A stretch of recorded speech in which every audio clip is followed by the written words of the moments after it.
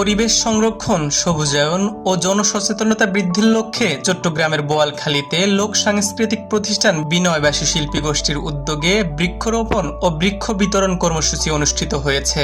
৮ August শনিবার সকাল 10টায় বোয়ালখালী পৌরসভার ৩ নম্বর ওয়ার্ডের চূড়াখালী এলাকায় অবস্থিত বোয়ালখালী সানশাইন একাডেমি প্রাঙ্গণে এ কর্মসূচির আয়োজন করা হয়। কর্মসূচির অংশ হিসেবে বিদ্যালয় প্রাঙ্গণে বিভিন্ন প্রজাতির ফলজ, বনজ ও ঔষধি গাছের চারা রোপণ করা হয়। একই সঙ্গে শিক্ষার্থীদের মধ্যে বিভিন্ন প্রজাতির গাছের চারা বিতরণ করা হয়। এর মাধ্যমে শিক্ষার্থীদের মধ্যে বৃক্ষরোপণ ও পরিবেশ সংরক্ষণ সম্পর্কে সচেতনতা সৃষ্টি এবং প্রকৃতির প্রতি দায়বদ্ধতা বাড়ানোর উদ্যোগ নেওয়া হয়। এ সময় উপস্থিত ছিলেন বিনয়বাসী শিল্পী গোষ্ঠীর প্রতিষ্ঠাতা, নির্বাহী পরিচালক ও সাধারণ সম্পাদক, শিল্পী, সংগঠক ও সাংবাদিক বিপ্লব জলদাস, যুগ্ম সাধারণ সম্পাদক বকুল বড়ুয়া, সাংগঠনিক সম্পাদক মোহাম্মদ ইউসুফ, যুগ্ম অর্থ সম্পাদক মাহফুজ রকি, সংগঠনের শুভাকাঙ্ক্ষী উজ্জ্বল শুক্লদাস, সাধারণ সদস্য ও সাহিত্যিক চট্ট রিয়াজ চৌধুরী, এছাড়াও বিদ্যালয়ের প্রধান শিক্ষক শামসুন নাহার, সিনিয়র শিক্ষিকা শাহিদা আক্তার, ফারহানা শারমিন সহ বিদ্যালয়ের শিক্ষক, শিক্ষিকা ও শিক্ষার্থীরা উপস্থিত ছিলেন। অনুষ্ঠানে বক্তারা বলেন, বৃক্ষ আমাদের জীবন ও প্রকৃতির অবিচ্ছেদ্য অংশ।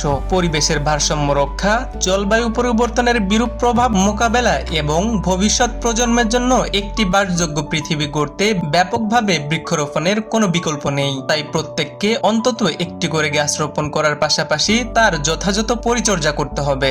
আজ আমরা বিনয়বাসী শিল্পী গোষ্ঠীর উদ্যোগে সানশাইন একাডেমি প্রাঙ্গণে আজকে একটা বৃক্ষরোপণের আয়োজন করেছি। আমরা বৃক্ষরোপণ করেছি কৃষির জন্য, পরিবেশের ভারসাম্য রক্ষার জন্য।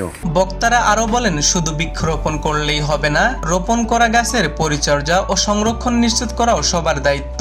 শিক্ষার্থীদের মধ্যে ছোটবেলা থেকেই পরিবেশ বান্ধব মানসিকতা গড়ে তুলতে এ ধরনের উদ্যোগ গুরুত্বপূর্ণ ভূমিকা রাখবে।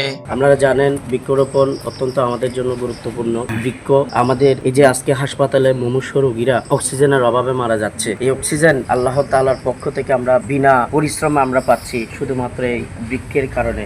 সবুজ বাংলাদেশ গড়ার প্রত্যয়ে ভবিষ্যতেও বৃক্ষরোপণ, বৃক্ষ বিতরণ ও সচেতনতামূলক বিভিন্ন কর্মসূচি অব্যাহত রাখার প্রত্যয় ব্যক্ত করেন বিনয়বাসী শিল্পী গোষ্ঠীর নেতৃবৃন্দ।